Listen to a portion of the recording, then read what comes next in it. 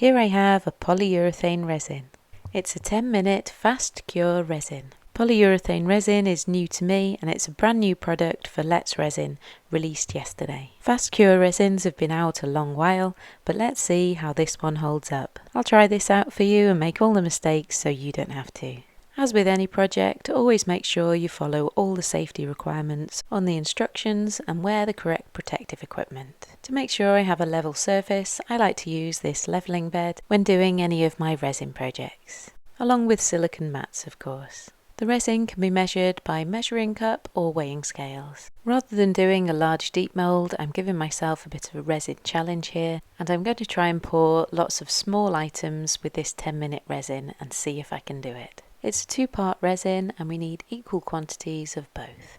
I have full ventilation in my workspace, as with all my resin projects. So let's begin. As you can see, the resin is really runny, so that was my first challenge, pouring it quickly out of the bottle. I did make a bit of a spill, and what I need to do is put same quantities of part A and part B, and I'm doing this with my measuring cup. The second pour thankfully being a bit more successful.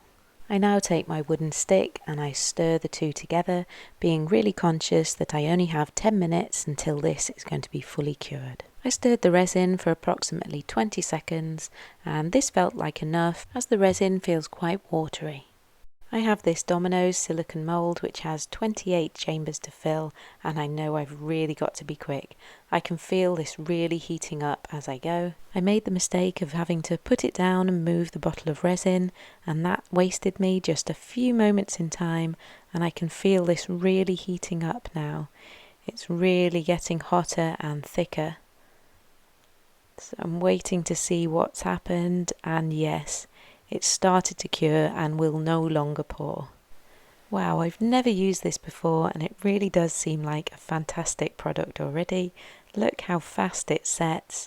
You can see as it turns white, it is curing. This resin out of the cup, which is cured already, seems so strong and so durable. I do think if I hadn't have had to have moved that bottle, I would have got through all 28 of these moulds.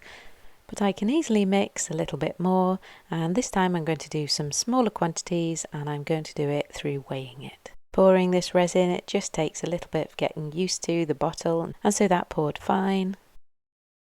What I might do next time is roughly pour part A into one silicone pot and part B into another silicone pot, and then be able to pour them nice and gradually, or could use a pipette to do it as well.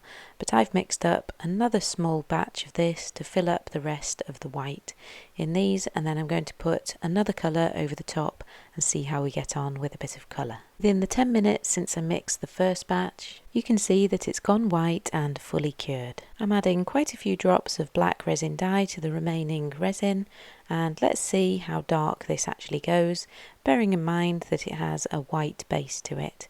So I'm guessing it will probably go grey, but how grey I'm not sure. I really love the fact that if I'd have poured that first batch of resin into a large mould, like the mould you see on the right here for a dice mould, the whole piece would be fully cured and ready within 10 minutes, making a really quick resin project which is easy and simple.